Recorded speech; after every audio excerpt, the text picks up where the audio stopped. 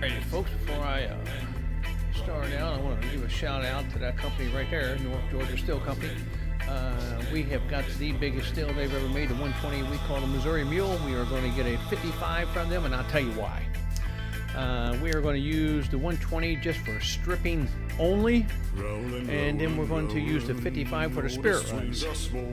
And if you don't know anything about Eliyahu Goldratt and his theory of constraints, look that up and that will tell you exactly why I'm doing that. Now, I do have a 500-gallon sitting on a desk at Chinaman somewhere in China. And once we get to the distillery close, that will be ordered, shipped over here, and then it will be stripping runs only, and then the 120 here will then turn to spirits, and then the 55 Missouri Mule will be like for my eau de vase and my brandies and things like that. So we will have a three stills running here at this operation. But for tonight, I think I've got everything here for the sugar wash, so we can season this big old copper piece right here, the 120 Missouri Mule. I got a 60-gallon, this from my hot sauce days when I owned the hot sauce company, so I'm going to use this. We're going to have a 60-gallon sugar wash here, 60 pounds of sugar. I've got my daddy there. I've got my Fermax, my yeast nutrient. I got my inversion blender from the hot sauce days I'm going to use. And also, I have my Camden tablets.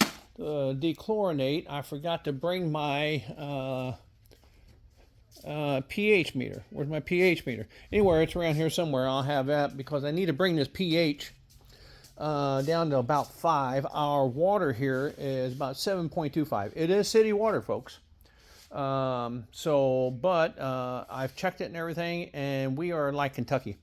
We have limestone water here, and if you don't believe me, put a new faucet in, and 2 days later, you'll find out exactly why if you don't have a softener on it. So we will be out of town tomorrow, so I will be doing this, starting this ferment, and I'll do a live about that also to help people out, maybe if they want to know anything.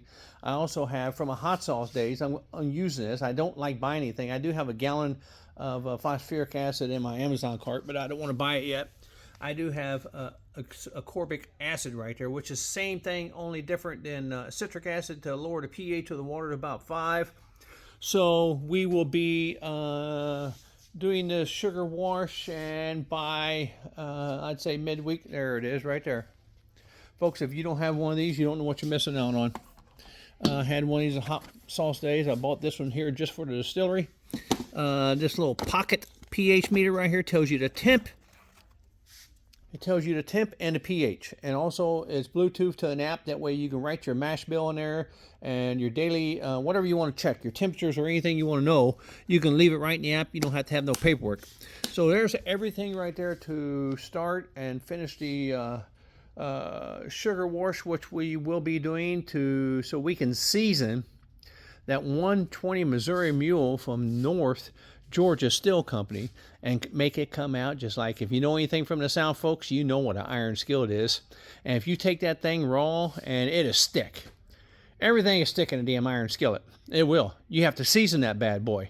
And that's what we're going to do to that 120 right there. We're going to season her up.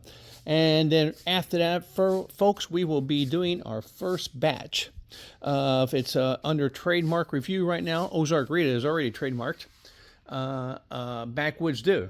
I tell you what the mash bill on that is. I don't care. It's been around 200 years, and that's an 80-20. We will be using 80 corn and 20% 6-row malted barley on that. Now, I know everybody's probably got that, right? Yeah, it's hard to get a different mash bill, and everybody else already had for 200 years. But it's in the fermentation, folks.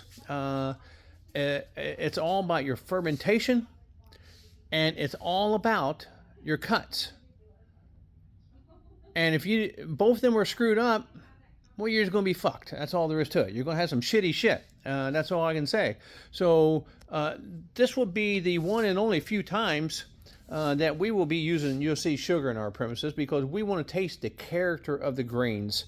Can sugar, and this is another topic I want to do another one. Can sugar give you greater yield? Yes.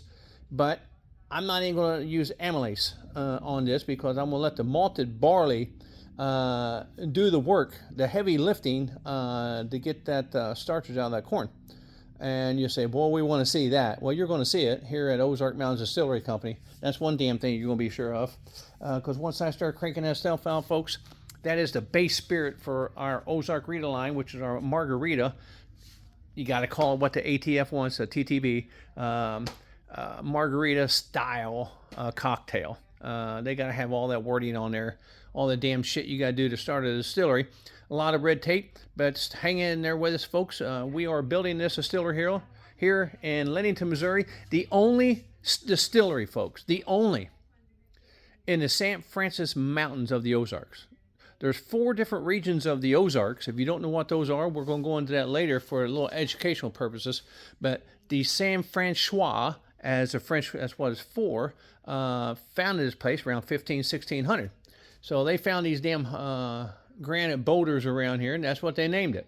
And we are at the gateway of that, and we're going to utilize all this info for this distillery. Again, folks, a big shout out to those folks right there. This is their biggest still they've ever made.